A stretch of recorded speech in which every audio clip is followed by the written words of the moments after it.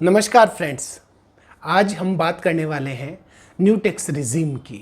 ऐसा नहीं है कि मैंने न्यू टैक्स रिजीम में पहले वीडियो नहीं बनाया, बट इस वीडियो बनाने का मेन जो पर्पज़ है वो है प्रॉपरली, क्योंकि कई क्वेश्चंस मेरे पास जब आए क्लाइंट्स के यूट्यूब पे तो कन्फ्यूज़न प्रोबेबली ये था कि जो new tax regime financial year 23-24 के बाद में 23-24 के बाद में जो कुछ चेंजेस हुए उसमें कई कन्फ्यूजन है। कन्फ्यूजन ये भी है, कुछ डिडक्शन एग्जम्पशंस ओल्ड रिजिम में है, न्यू रिजिम में नहीं है, जबकि कई डिडक्शन एग्जम्पशन दोनों के अंदर है। तो बड़े सारे कन्फ्यूजन है, क्या न्यू रिजिम ऑप्ट आउट करना है या हमें ओल्ड रिजिम को ऑप्ट करना है। दोनों में ये भी है, क्योंकि पिछली जो हमारे 2020-21 में जो न्यू रिजीम के अंदर कुछ चीज़ें रखी गई थी वो चेंजेस हुई आते आते 23 फाइनेंस एक्ट के अंदर, और ये ऑनवर्ड्स जब जाने वाली है, हम कहें 23-24 से, वो कुछ अलग तरीके से कुछ जो डिडक्शन एग्जम्पशन इंक्लूड कर लिए गए। जी हाँ, न्यू टैक्स रिजीम में जो पहले ओल्ड रिजीम में थे, न्यू में नहीं थे, अब ओल्ड रिजीम के साथ साथ न्यू टैक्स रिजीम के अंदर भी है। हमें क्या करना पड़ेगा अगर हमें न्यू टैक्स रिजीम ऑप्ट करनी है या हमें ओल्ड टैक्स रिजीम ऑप्ट करनी है, ये सारी चीज़ों को मैं आपको प्रॉपरली बताऊंगा। और कुछ ऐसे डिडक्शन एग्जम्पशन जो काफ़ी इंपॉर्टेंट होते हैं हर एक असेसीज के लिए, जैसे कि हाउसिंग लोन इंटरेस्ट, यहाँ भी कन्फ्यूजन है वो मिलेगा कि नहीं मिलेगा, जबकि न्यू टैक्स रिजीम के अंदर इसकी डिडक्शन अवेलेबल है। उसी तरीके से एनपीएस का जो डिडक्शन है वो मिलेगा या नहीं मिलेगा। तो ये कई चीज़ें एक एक बारीकी के साथ हम इस वीडियो के अंदर समझेंगे। कई जो ऐसे डिडक्शन और एग्जम्पशन जो रेगुलरली एम्प्लॉइज या बिजनेसमैन के द्वारा ऑप्ट किए जाते हैं टैक्स सेविंग के लिए, ये सब बातें करने वाले हैं हम इस वीडियो के अंदर। आइए समझते हैं कि ये हमें किस तरीके से फायदेमंद हो सकता है, ओल्ड रिजिम में रहना या फिर न्यू टैक्स रिजिम के रहना। आप देख सकते हैं स्लाइड के ऊपर जो 115 BAC जो सेक्शन था वो 2021 से एप्लीकेबल हुआ, केवल इंडिविजुअल HUF के लिए एप्लीकेबल था। पर जब फाइनेंस एक्ट 2023 आया तो ये एप्लीकेबिलिटी इंडिविजुअल HUF के साथ साथ आप देख सकते हैं कि ये AOP और artificial juridical person other than cooperative society AOP की बात करें तो वो नहीं होगी, बॉडी ऑफ इंडिविजुअल और आर्टिफिशियल जुरिडिकल पर्सन पे भी एप्लीकेबल हुआ। तो कहने का मतलब है ये जो न्यू रिजीम है एप्लीकेबल हुई इंडिविजुअल HUF के अलावा भी। आगे की जो स्लाइड है इसमें मैं आपको बताने की कोशिश करूंगा और ये भी बताऊंगा कि कौन कौन से ऐसे डिडक्शन जो मैं पहले बता रहा था अब अवेलेबल होंगे न्यू रिजीम में। ये मैंने ओल्ड रिजीम और न्यू रिजीम दोनों को एक साथ रखा है केवल आपको बताने के लिए कि आप देखिए ये जो पर्टिकुलर एरिया है ये ओल्ड रिजीम का है। ये आप देखिए इंडिविजुअल जो 60 ईयर्स एज के नहीं है और ये 60 ईयर्स टू 80 ईयर्स और ये 80 ईयर्स एंड अबोव। तो यहाँ पे जो टैक्स रेट है अप टू 2,50,000 नील है और ये लिमिट हो जाती है 3 लाख अगर हम 60 टू 80 ईयर्स की बात करें। और फीमेल और मेल में कोई डिफ्रेंशिएशन नहीं है, केवल एज का ओल्ड रिजीम के अंदर बताया गया है। और ये सुपर सीनियर सिटीजन 80 साल है तो ये 5 लाख तक हो जाती है, कोई टैक्स नहीं है। रिबेट भी है, वो भी मैं बाद में बात करूंगा ओल्ड रिजीम के अंदर कि 5 लाख तक किसी के भी टैक्स नहीं लगना है 87A की ओल्ड रिजीम के अंदर। मैं यहाँ पे लिख भी देता हूँ, सेक्शन 87A जो बताता है ओल्ड रिजीम के अंदर 5 लाख तक, यानी कि 5 लाख है तो आपको कोई टैक्स नहीं देना, चाहे ये तीनों रिजीम है। 12,500 की रिबेट मिलेगी और अगर ये 1 रुपये भी ज़्यादा हुआ तो आपका इतना टैक्स तो बन ही जाएगा। 5 लाख अगर 1 रुपये है तो 12,500 का। अब बात करते हैं न्यू रिजीम आई। मैं आपको फिर बता दूं 23-24 फाइनेंशियल ईयर से ये न्यू टैक्स रिजीम चेंज हुआ। पहले 2,50,000 तक कोई टैक्स नहीं था, फिर 2.5 लाख की 2,50,000 की स्लैब थी, 5 लाख 7,50,000 ऐसा, पर अब ये चेंज होकर 3 लाख हो गया। मेन पर्पस क्या है गवर्नमेंट का? मेन पर्पस है कि जो न्यू टैक्स रिजीम है वो ही अब over the period of time available रहेगी। फाइनेंस मिनिस्टर ने भी कहा था कि हो सकता है 1-2 सालों के अंदर ओल्ड रिजीम हट ही जाए। इसका मेन पर्पस है क्योंकि ओल्ड रिजीम के अंदर जो डिडक्शन एग्जम्पशन के लिए हम इन्वेस्टमेंट करते थे, जो पैसा मार्केट में इन्वेस्टमेंट जाता था वो अब रोटेशन में आएगा। आपको इन्वेस्टमेंट करने की जरूरत नहीं रहेगी, आप मार्केट में परचेज करेंगे तो वो रोटेशन होगा और इकोनॉमी को बूस्ट मिलेगा। हम वेस्टर्न कल्चर की तरफ इस पर्सपेक्टिव से जा रहे हैं। न्यू टैक्स रिजीम के अंदर आप देखिए स्लैब्स है 3 लाख, चाहे इंडिविजुअल HUF मैंने बताया, AOP BOI भी इसमें इंक्लूड हो चुका है, और artificial juridical person in the sense जैसे कि कोई मंदिर है, हिंदू देयती है, वो उनको आर्टिफिशियल जुरिडिकल पर्सन बोलते हैं। और 3 लाख 6 लाख यानी 3 लाख का गैप है। आप देखिए 3 है, फिर यहाँ 6 है, 9 है, 12 है, याद करने का तरीका है, और ये 15 से अबोव है, आप समझिए अबोव 15। तो यहाँ पे नील, फिर 5%, 10, 15, 20 और 30% की टैक्स स्लैब रेट है। और यहाँ पे 6 लाख 7 लाख तक मैं आपको बता दूं न्यू टैक्स रिजीम, यहाँ मैं आपको फिर मैं कहता हूँ यहाँ पे 87A जो रिबेट है 7 लाख अप टू 7 लाख तक कोई टैक्स नहीं देना है, राइट। अप टू 7 लाख तक कोई टैक्स नहीं देना है, रिबेट दी गई है, और अगर उससे 1 रुपये भी ज़्यादा होता है तो टैक्स पूरा लगने वाला है, राइट। अब आगे बढ़ते हैं। अब देखिए मेन जो सबसे कंफ्यूजन रहता है, बड़े आराम से आपके साथ में लेके चलूंगा कि कौन कौन सी ऐसी डिडक्शन एग्जम्पशन है जो पुरानी रिजीम में, ओल्ड रिजीम में। अगर आपको कंपैरिजन देखना है टैक्स वाइज कि कौन सी अवेलेबल अच्छी रहेगी या नहीं रहेगी, वो आई बटन पे क्लिक करके देख सकते हैं। वहाँ मैंने वेरियस पैरामीटर रखे हैं जो टैक्स कैलकुलेशन करके बताएंगे आपको कि कौन सी रिजीम अच्छी है। बताऊंगा कि एट द लास्ट बने रहिएगा, और लाइक सब्सक्राइब करना मत भूलिएगा इस यूट्यूब चैनल को।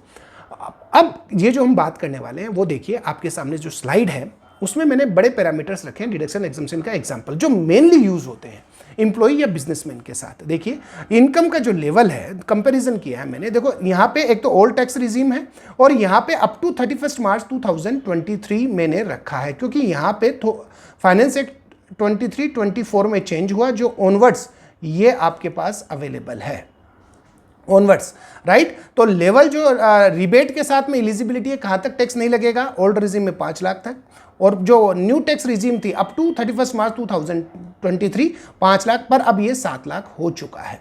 स्टैंडर्ड डिडक्शन 50,000 का ओल्ड रिजीम में था, 31 मार्च 2023 में अवेलेबल नहीं था, पर अभी ये अवेलेबल हो चुका है। मैं आपको फिर कह रहा हूँ कई चेंजेस हुए, अब मैं आपके सामने रखता जाऊँगा। तो टैक्स फ्री सैलरी इनकम अगर इफेक्टिवली देखें तो ये तो 5,50,000 है, क्योंकि 50,000 इंक्लूड है, और इसमें 50 तो 7,50,000 अगर सैलरीड इनकम है तो सैलरीड इनकम में 7,50,000 तक कोई टैक्स नहीं देना है बिना इन्वेस्टमेंट के, और अगर बिजनेस इनकम है तो ये 7 लाख तक रहेगा। अब रिबेट जैसा कि मैं बता रहा था 12,500, 12,087A की, और ये 25,000 की अवेलेबल रहेगी, जो 7 लाख बना देगी इसको, राइट। 3 लाख से 7 लाख। HRA एग्जम्पशन ओल्ड में अवेलेबल है, न्यू में दोनों वर्जन के अंदर अप्लीकेबल नहीं है। ये पहला वर्जन था अप टू 23 मार्च, और ये दूसरा वर्जन है। और लीव LTA ओल्ड में अवेलेबल और दोनों में अवेलेबल नहीं है। अब आप देखिए अलाउड जो इंक्लूडिंग फूड अलाउंस होते हैं, मील दिए जाते हैं, वो ओल्ड में अवेलेबल रहेगा, 2 मील्स पर डे जो अलाउंस का रहता है, और न्यू टैक्स रिजीम के अंदर अप्लीकेबल नहीं है, कुछ डिडक्शन नहीं मिलेगा। स्टैंडर्ड डिडक्शन मैं ऑलरेडी बता चुका हूँ कि 50,000 का अवेलेबल है ओल्ड में, और न्यू में नए वर्जन में अप्लीकेबल है, मिलेगा। एंटरटेनमेंट अलाउंस ओल्ड में अवेलेबल है, दोनों वर्जन के अंदर अवेलेबल नहीं है।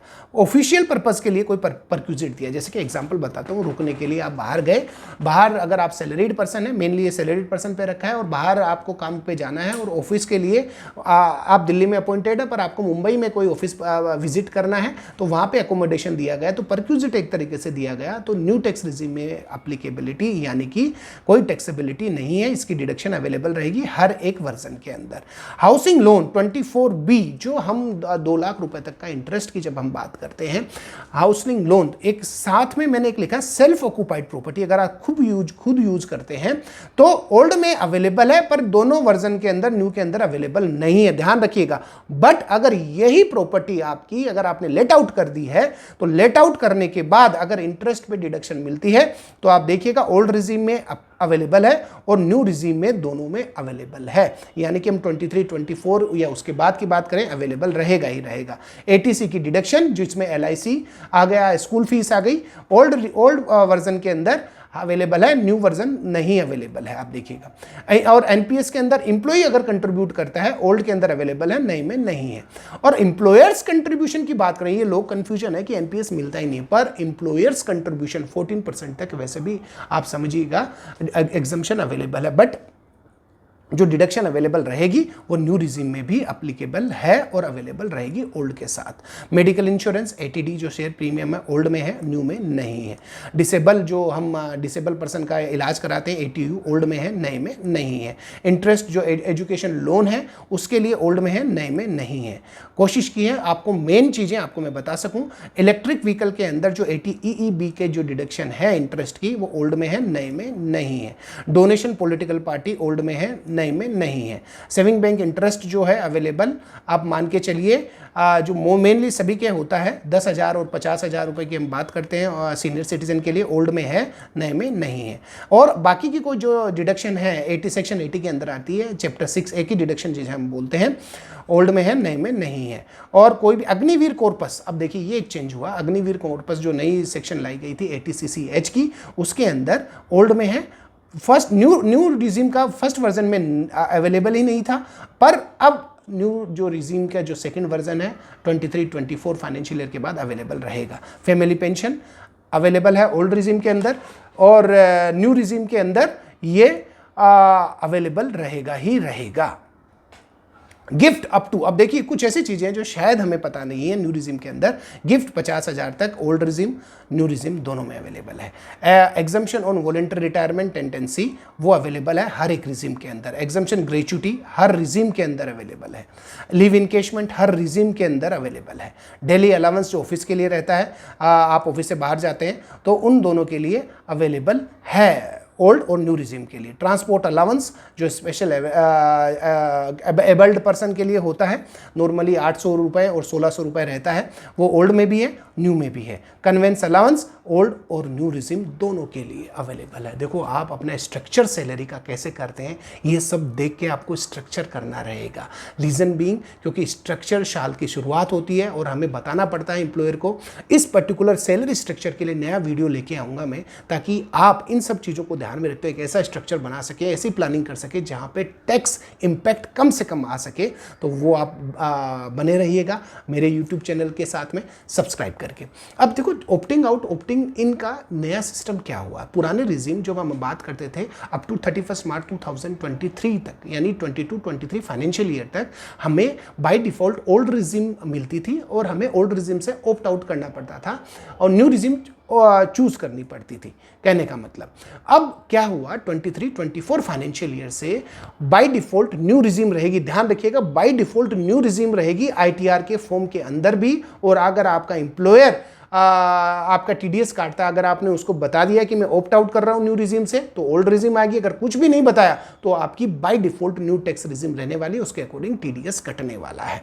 और ये फॉर्म ऑप्ट आउट ऑप्ट इन के लिए 10 IEA जो फॉर्म है वो आप सपोज करिए आप न्यू रिजीम के अंदर क्योंकि बाय डिफॉल्ट है अब आप ऑप्ट आउट करना चाहते हैं तो ये फॉर्म आपको भरना रहेगा। किसे भरना है नहीं भरना, बिजनेस क्लास को तो मस्ट है। ऑन और बिफोर द ड्यू डेट आप आई बटन पे देख सकते हैं। इसको भरने के लिए क्या करना रहेगा देखो मैं फिर बता देता हूँ। न्यू टैक्स रिजीम ऐसा नहीं है केवल सैलरीड क्लास के लिए, बिजनेस क्लास भी यानी कि हर एक कैटेगरी इनकम के लिए new regime old regime available है, provided individual HUF AOP BOI और आर्टिफिशियल जुरिडिकल पर्सन हो। कंपनीज पे ये एप्लीकेबल नहीं है। तो अब आप देखिए इंपॉर्टेंट पॉइंट्स कुछ मैं आपको बताना चाहता हूं कि ये टैक्स रेट जैसा कि मैंने आपको बताया senior citizen super senior citizen सबके लिए एप्लीकेबल है। 87A की रिबेट मैंने आपको बता दी है ऑलरेडी। राइट सरचार्ज यहाँ एक और मेजर चेंज हुआ आप देखिएगा 2023 फाइनेंस एक्ट के। देखो सरचार्ज की जो कैटेगरी है मैंने यहाँ पे डिफाइन किया था आपको ताकि आपको पता लगता रहे। 50 लाख से ज़्यादा है और 1 करोड़ तक है तो ये 10% आपकी टैक्स अगर आपका मान लीजिए 1 लाख रुपए है तो सरचार्ज आप पे इस पे अगर हम बात करें 10% तो 10,000 रुपीज़ रहेगा। तो 1,10,000 मेन टैक्स पे आएगा और इस पे फिर 4% सेस लगेगा। Getting my point. और ये 1 करोड़ से ज़्यादा परंतु 2 करोड़ तक है तो 15% है और ये 2 करोड़ से ज़्यादा 5 करोड़ तक है तो 25% है। और आप देखिएगा 5 करोड़ से ऊपर है तो 37% टैक्स रेट है। आप जो भी टैक्स स्लैब रहेगी जैसे कि 30% आप आते हैं तो इस पर 37% और आएगा। मतलब कहने का मतलब टैक्स पे निकल के ऐड हो जाएगा। पर बजट के अंदर न्यू टैक्स रिजीम वालों के लिए बड़ी अच्छी बात की गई। उन्होंने क्या कहा कि ये जो 37% सरचार्ज है इसको रिस्ट्रिक्ट कर दिया गया 25% तक अगर वो न्यू टैक्स रिजीम के अंदर आता। बहुत बड़ा बेनिफिट आप समझिएगा। 12% सरचार्ज का बड़ा बेनिफिट है।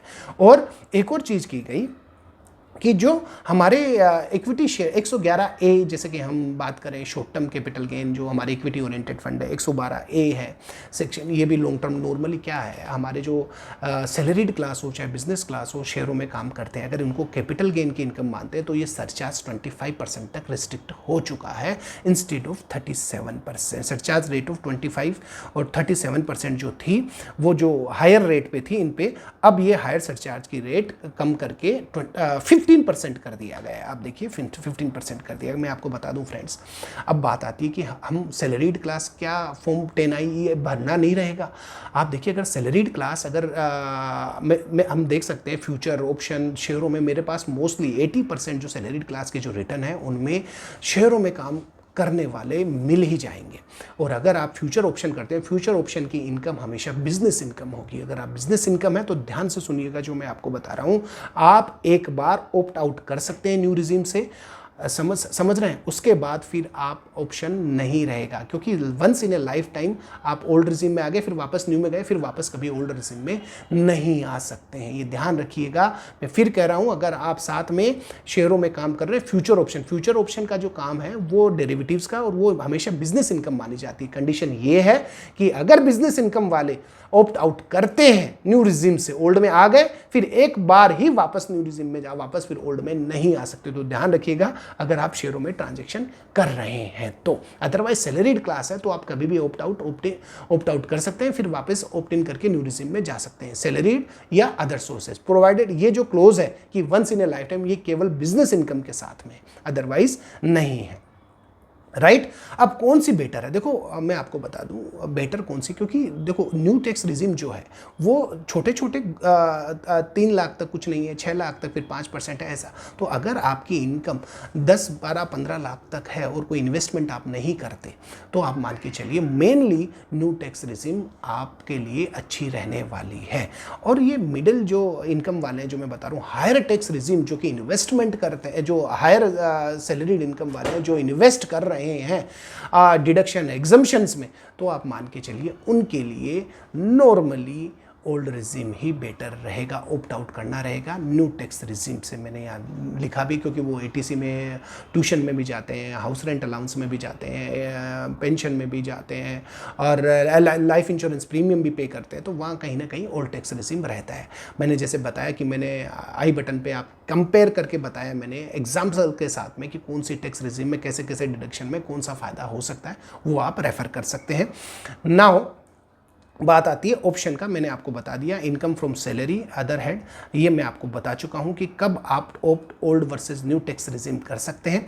अब देखो क्या लिखा है, इनकम फ्रॉम सैलरी और any other head of income attracting TDS, business profession नीचे है, at the start of the financial year, क्योंकि इंप्लॉय को चॉइस देनी पड़ती है एम्प्लॉयर को, बाय अगर चॉइस नहीं देता तो by default new tax regime ही मानी जाएगी, उसकी टैक्स रिजीम और TDS अकॉर्डिंगली कटेगा। हाँ अगर वो चेंज करना चाहता है तो at the time of filing income tax return वो न्यू टैक्स रिजीम से ओल्ड टैक्स रिजीम में आ सकता है। अगर बिजनेस इनकम है तो आप मान के चलिएगा, क्योंकि एम्प्लॉयर को बताना नहीं रहता, तो आप eight the time of filing the return आपको बताना रहता है कि आप कौन सी टैक्स रिजीम में जाने वाले हैं, वहाँ ऑप्शन भी आएगा। और बाकी मैंने बता ही दिया कि बिजनेस अगर आपकी इनकम है, आप एक बार ऑप्ट आउट किया ओल्ड रिजीम से, तो फिर वापस एक बार ही ऑप्शन मिलेगा once in a lifetime. तो होप सो आपको ये वीडियो पसंद आया होगा। नेक्स्ट जो वीडियो रहेगा वो रहेगा structuring of salary income, right. तो वहाँ पे हम देखेंगे समझेंगे बड़े कॉम्बिनेशन के साथ में कि आपके लिए ऐसा कौन सा सैलरी स्ट्रक्चर अच्छा रहेगा जो आपकी टैक्स सेविंग प्रॉपर करा पाएगा। फ्रेंड्स लाइक और सब्सक्राइब करना मत भूलिएगा, वीडियो अच्छा लगे तो शेयर भी आप कर सकते हैं। Thanks a lot for watching this video, thank you once again.